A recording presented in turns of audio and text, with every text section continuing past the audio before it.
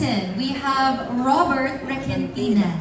Hello, magandang hapon po. And congratulations sa bagong project, the Cine Film Festival.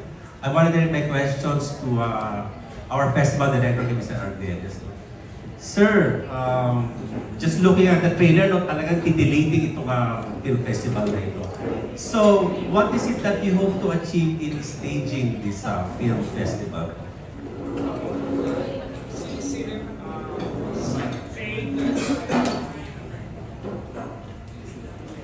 Okay, we'll use this mic na lang po muna. Okay, ginawa yung Cine Film Festival dahil we wanted new directors para sa platforms ng Viva. And of course, para mabigyan yung chance yung mga new directors. Actually, yung qualification, yung call for entries namin last year, hindi pa nakakagawa ng pelikula with us. So yung kasi iba dito nakagawa na sila. BC, I think, and Gian, and Rod nakagawa na sa ibang festival. But sa amin, bago po sila, so qualified din po sila. So parang showcase po for new directors yung festival na to. And then of course, also to expand yung yung content namin na ginagawa namin for the platforms of Viva. Yun po. And then of course, yung mga Viva artists mabigyan ng iba-ibang pelikula na kakaiba din sa usual na ginagawa nila. And yes, sir, I understand na sa Ayala Malls lang ito exclusive na ipapalabas, ano? Yes, for the period on October 22 to 28, so mga 4 na cinemas na Ayala, Triloma, Market, Manila Bay, at saka Circuit Makati yung magpapalabas ng mga festival. Wala po sa Ayala Malls sa like Cebu? Wala pa. Kasi selected Ayala cinemas within Metro Manila muna. And then last question, sir. Sir, tell us about yung ticket prices for I think the ticket prices, I think sila could, they're there, I think 275 pesos lang yata. Yes. Regular price lang? Yung discounted na 275, kasi usually 300 plus yung Ayala Malls. Congratulations po. Thank you. Thank you. Tsaka syempre may senior discount din po yun, di ba? Yes, of course. Ayan. Actually, iniisip din namin magkaroon ng festival pass, pero kakausapin pa namin yung Ayala Cinemas. Alright. Sana may festival pass, di ba? Of course, malalaman natin ang updates sa social media pages ng CBC Film Festival. Alright, moving on to Aster Amoyo from TikTok, People's Journal at Filipino Star ngayon.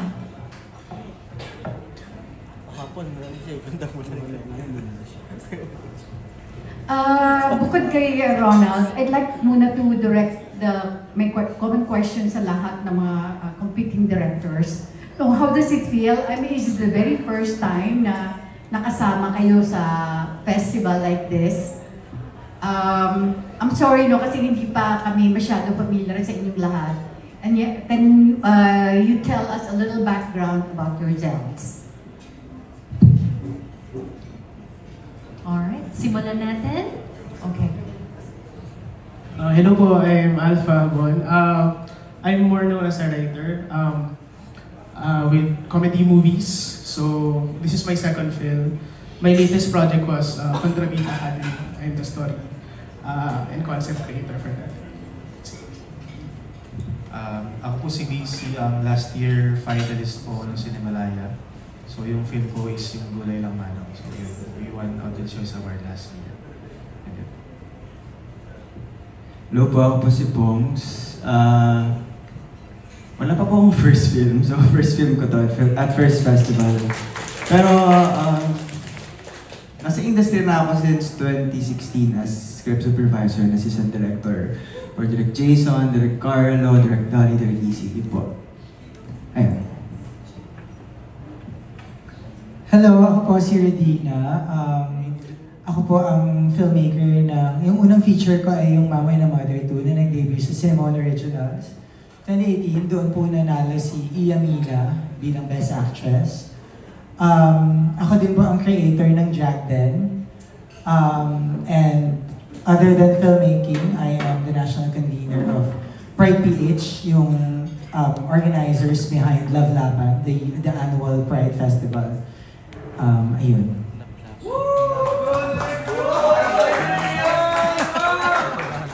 Hello po. Ako po si Miko Baldoza. And this is my debut film po. Pero long time assistant director na po ako, and I also write din po for TV and some other stuff. Yeah. So, first film ko po. Yeah. Hi, I'm Gian. This is my third film technically.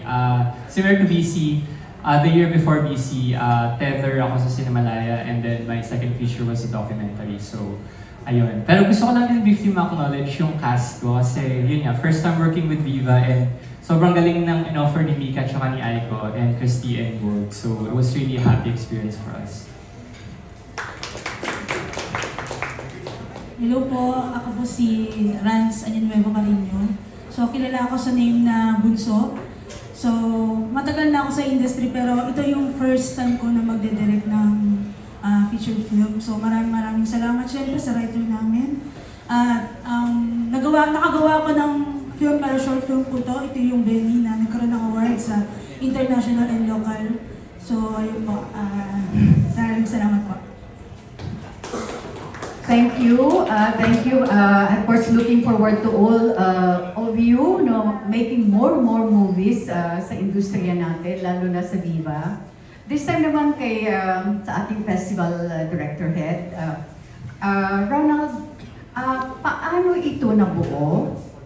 Paano nabuo ang sinisilip at paano nyo sinala itong 7 entries? Last October, I think anniversary yata. So meron kaming announcement sa BMX conference dito sa Cafe Viva. So we call ng entries. Around more than 105 entries yung nagsubmit na script. Nananawagan kami doon sa mga bagong directors na hindi pa nakagawa sa amin. And then, nagbuha ako ng internal selection committee composed ng mga writers and producers within the Viva Group. We were like around 8 sa selection committee. At 3 buwan namin binasa lahat at discuss at deliberate kung sino yung makakasali. And yung final deliberation na present namin kay Boss Vic. So, ayun, nakakasali si Boss Vic sa pagpili. And then, in-announce namin yung finalist last March. And then, yun na, sila nga yung naging finalist na ng festival na to. And then, nabago namin yung pangalan para at least maging inclusive at hindi lang yung mga isang pelikula yung mga pwedeng gawin namin in the future ng festival. Follow up lang, Ronald, kasi magkakaroon kayo ng awards night, remember, di ba, sa October 27. Ano pa, bukod sa trophy, of course, may mga best actors, best director, best actress, supporting, what have you. Ano pang ibang prizes na pwedeng na-ibigay nyo sa mga kanila? Awards night on October 27, dito rin sa venue na to. Yung best film, magkakaroon kami ng first prize, second prize, and third prize. May cash prize din po yun. And then, of course, from yung mga categories ng acting, yung technical, at saka audience prize, magkakaroon din po dun sa awards night. Wow!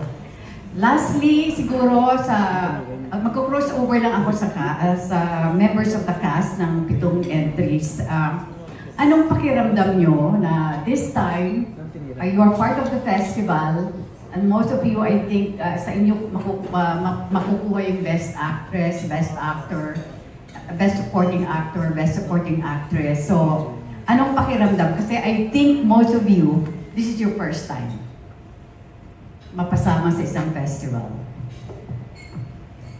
Yes, okay. Can we give a microphone to our cast? Yes.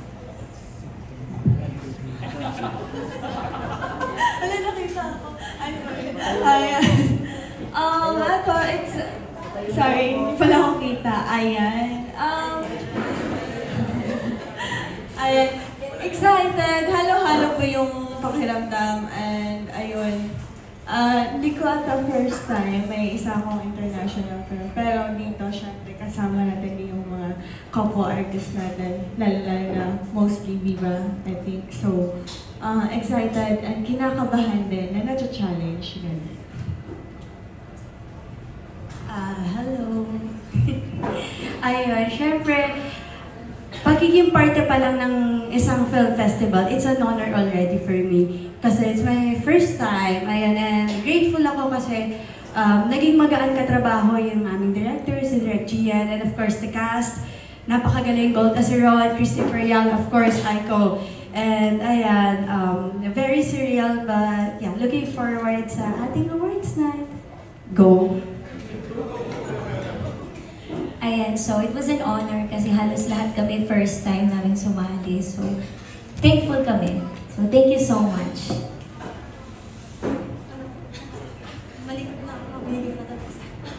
Ayan,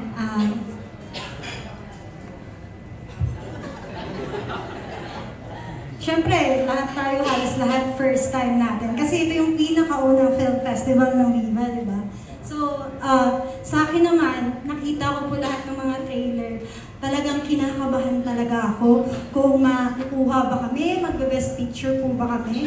Ayun, I might not be the best actress, pero ginawa ko po lahat. Binuhos ko lahat ng kaya ko, lalo na yung, ewan ko lang kung alam nyo, pero ito po yung prod na sobrang nahirapan po talaga sa lahat. Pero tinawid namin lahat dahil po sa teamwork. Ayan. Heto na. Hi po, this is Karen Navas. Gusto ko lang po magpasalamat kasi nakasama ko sa film na to kahit sobrang baguhan lang talaga sa BMAX. New breed po. Tapos, kahit hindi po ako yung maging best actress, kahit best telegenic na lang talaga. Yun lang po. So, sobrang thank you po. Sana mapanood niyo po yung sa lahat po ng mga film fest namin. Ito po yung yung first ko talaga. Actually sa BMX pang-apat po na to. Ito yung pinaka first film ko sa sa festival. Kaya sobrang thank you po na nakasama ko sa sa film na to.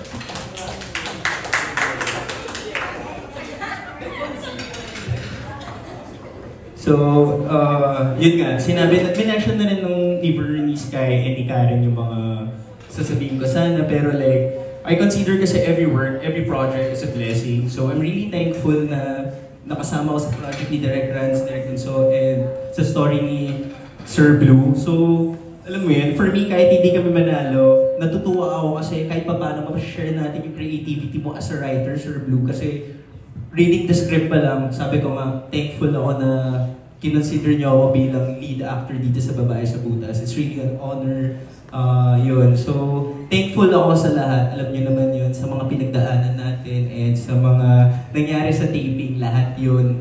Thank you so much sa tiwala. Yun lang. And sana matuwa rin kayo sa story ng Babae sa Butas. Despite of us, kahit hindi po kami manalo ng Best Picture, sana manalo. Pero kung hindi man, at least we're happy to share yung story and yung creativity ni Sir Blue. Thank you.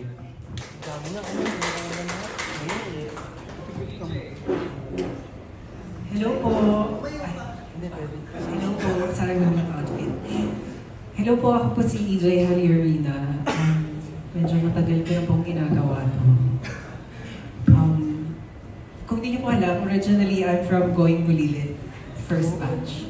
Ako po yung gumagaya kay Tito Boy Abunda before. Tapos kalbo po ako before. So, para lang maalala niyo po. So,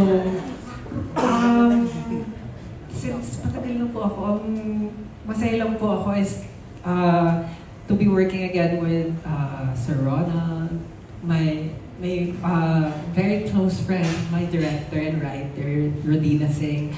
We're really close friends. That's why masaya lang din po ako na magsulat po siya ng pelikula for me. And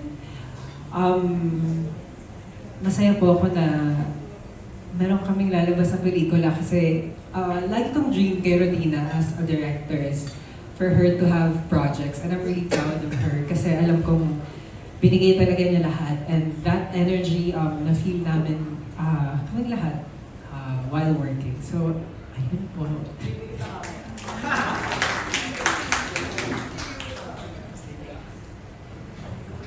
Hello po. Hindi na ako sanay.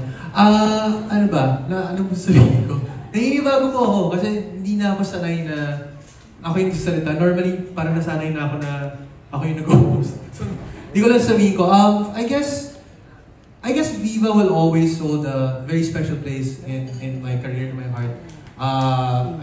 Nag-Viva Max ako and I have amazing co-workers here. It's so nice to see most of them, everyone, Mika, si Denise, Angela, and everybody here. So, masaya po ako na parte po ako sa kauna-unahang, siyempre, Sinisilip Film Festival. And I really hope all the best for all of our films. And siyempre, spread the word para masuportahan po natin to.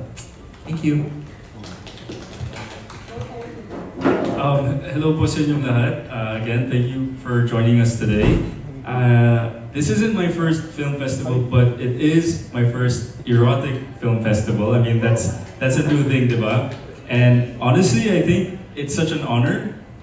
We live in a country that's a bit conservative, so the fact that we have something like this, I think, is big for the Philippines. I mean, we're embracing the fact that as humans, we're sexual creatures. You know, it's part of human nature, and now we're actually putting it into beautiful stories, you know? Some of them are pretty crazy, and I'm really amazed by some of the trailers we saw today. So I'm so super happy and super blessed that I get to work with this amazing cast and this amazing director who really led us into this amazing fantasy land where we could really be our wildest versions of ourselves. And I was really able to live vicariously through Dream Boy, my wildest, craziest, most sexual version of myself, and it was just so much fun. So it's a blessing, and I think this is going to be a project that I'm going to cherish for a long, long time. So I'm happy to be part of one of the first erotic film festivals.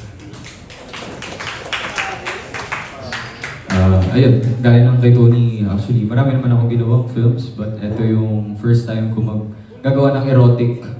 Ito yata yung pinaka-daring and erotic na gagawin ko sa pelikula. And sa lahat naman ng projects, mapa TV, film, or kahit play, ako naman, hindi mo isipin talaga yung award eh. You just do your best. So, ayun, masaya po ako na nakatrabaho ko po ang best team, the Southern Lanterns, and especially the guidance of Direk Migo Baldosa na first film na ito. And kasama ng aking mga sa cast, si Denise, Angelica, mahusay na actress. So, very thankful and grateful na mapasama sa first ever Sinisilip Festival. Ayan, first of all, I feel honored because I was told na we were handpicked by Direk to play this role. And si Denise kasi. So, ayun po, parang, first of all, parang doon pa lang sa part na napili kami, parang feeling ko winner na ako doon. Kasi after a year, I think, at saka ako ulit gumawa ng erotic film. So hopefully this will open doors for all of us for more festivals and more movies, and I'm also excited for all of us na mapanood. Actually, parang bonus na lang for me na if mananalo kami, na hopefully manalo, pero dito pa lang sa part na naging part ako ng cast, feeling ko sobrang winner na ako dun sa part yun. And I'm excited for all of us. Sana mapanood ko po lahat ng buo, and I hope magka-work pa tayo lahat soon. And ayun, thank you. Hello po, ayun, sinabi na po ni Angelica lahat. Thankful po ako na napasama ako dito sa film ni Direk Migo, and ayun, sobrang na-excite po ako na mapanood yung buong film since hindi pa po namin nakita yung trailer pa lang napapanood. And ayun po, sobrang thankful din ako sa mga cast na nakasama ko. And ayun po, maraming salamat po. Thank you.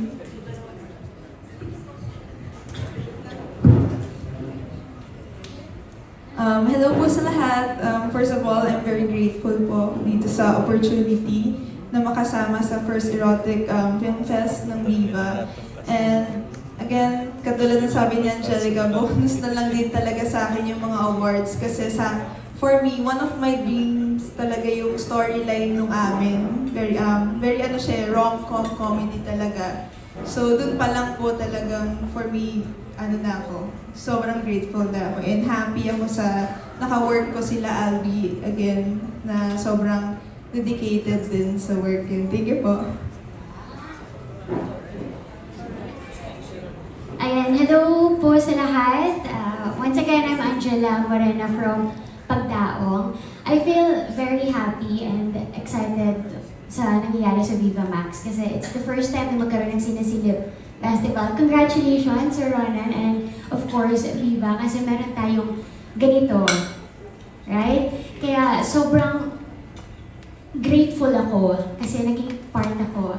Sa mga hindi nakakalam, dito ako nag-start as Viva Max actor. So, I was one of the first batches. So, tawag nila OG or pioneer with Denise Esteban.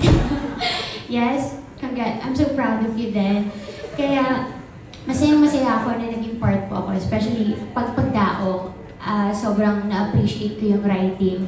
Shoutout kay Direk Carlo Obispo. Napakaganda po ng kwento, napakaganda ng dialogue. As someone na very passionate when it comes to writing, and I would say this was my dream role as a writer, as a teacher, kasi pangarap ko talaga maging teacher. Kaya ito, nagawa ko siya sa pelikula. Kaya maraming salamat din, Direk Pongs, kay Direk Carlo. Napakaganda ng Allen Samar kasi doon po kami nag-shoot. Sobrang na-appreciate ko po yung nature, the sunset, and I'm very excited sa lahat na i-share itong art namin, itong pelikulang ito. Kasi it is about love and it is made with love. And we did our best. And I'm hoping sa lahat, of course, yung best. And regarding dun sa award, Best Actress, I was not really aiming for it, but I'm aiming for Best Film. Kasi nakita ko yung effort po ng production, yung mga tao sa Allen Samar, they were part of it. Everyone was part of it. And it was a collaboration. And hindi namin siya nakita as sex eh. It's not about erotic eh. It's about art. It's about love.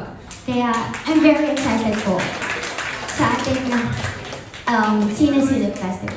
Thank you so much.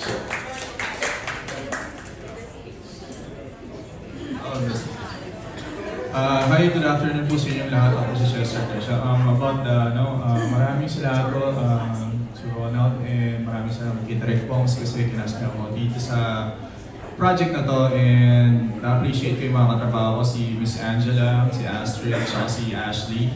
Thanks be to God. Maraming salamat sa Viva Max sa opportunity na pinagkaloob sa akin. And yun po, maraming salamat. Sana mapanood yung lahat yung mga movies na to. Thank you.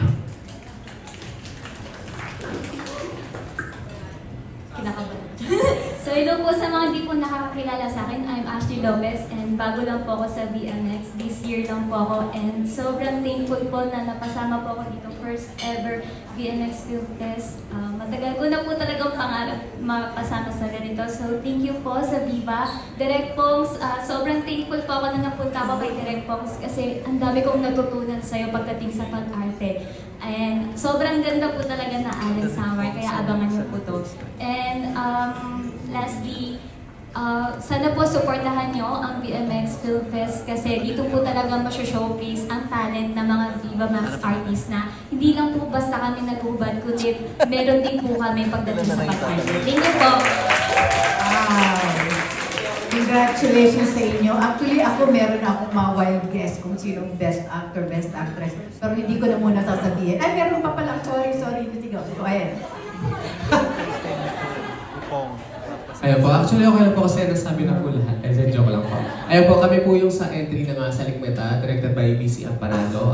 The question po is, ano po yung pakiramdam being one of the pioneer sa film fest na to. We're very grateful po dahil po, hindi lang po dahil nagkaroon kami ng trabaho, hindi lang po dahil nagkaroon kami ng pelikula, kundi dahil as a BMX actor po, it will open a huge opportunity po for us, lalo po sa aming mga baguhang aktor, pati na din po sa mga batikang aktor na kasi it's another platform po to showcase our talent. Talent ng mga director, ng mga writer, at of course kami mga actors. And this festival being an erotic, it says a lot for us na Philippine cinema is on another level na po. Sana lang po supportahan natin lagi at sana po wag na matapos itong ganito mga klaseng platform and festival. Salamat po. Ayun. Hello po, ako po si Harold Carmelo, and gaya po ng sinabi ng mga naunang benteng actor. Gaya mo na sinabi nila, syempre grateful po kami, no? And sana may Christmas bonus. Yung ba yun? Christmas bonus ba yung sinasabi kanina? Syempre bonus na po yung kung magka-award kami yun. Dahil bawat isa po sa amin dito, talagang binigay yung best and yung talagang nilagyan namin ng puso. Kasi gaya po ng this is our first talaga sa BMX. Ito ang unang film festival. Ako po, ito po ang unang sinalihan. And sobrang saya ko po, sobrang tuwa ako kasi noon na ako palang narinig na magkakaroon ng film fest, sabi ko talaga, kinulit ko talaga yung si Tito Jojo. Kinulit ko talaga, sabi ko, Tito Jojo, sabi mo ako dyan, hindi ako kasama dyan. That's si Sir Ronald.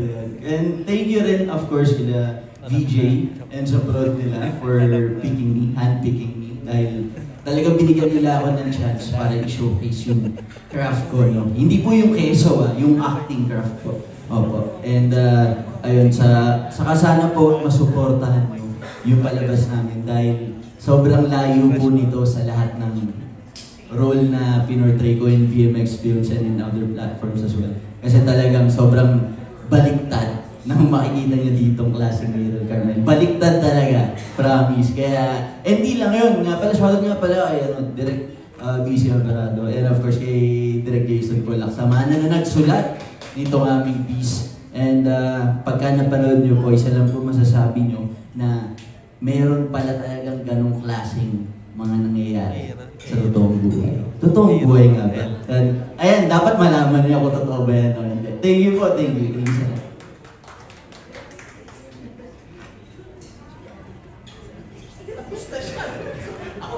And sa mga hindi po nakakilala sa akin, ako po si Alia Raymondo. And wala na po akong masabi kasi nasabi na po nila lahat. And first time ko din po itong Film Fest na to. And syempre, thank you po kay Direct PC and kila VJ and sa mga co-artists ko. Ayun na po. Thank you so much. Hello po. Ako po si Rinoa Halili. And this is the biggest film so far na gagawin ko sa buong buhay ko. And I'm really, really thankful to Viva and to Kuya VJ and Direct BC for handpicking me for this role. Ayun. Congratulations na po sa lahat dahil napakaganda po ng mga ginawa natin. Ayun. Maraming salamat po. Thank you so much, and of course, good luck to everyone. Thank you, Direk. Lahat pala ng Director. Thank you sa inyo lahat. And of course, Ronald, are we looking forward to a yearly or annual film festival ng Sinisilip? Okay, maraming salamat po, Tita Astrid, also to our